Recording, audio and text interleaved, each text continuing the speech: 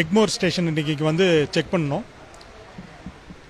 அதில் பார்த்தோம்னா கிட்டத்தட்ட ஒரு 26 பாக்ஸு நாங்கள் வந்து கைப்பற்றிருக்கோம். அந்த பாக்ஸில் பார்த்தீங்கன்னா எல்லாமே ஜெயப்பூரில் வெட்டப்பட்ட ஆடுகளாக என்னன்றது தெரியல, ஷீப்பாக இருக்கான்னு தெரியல.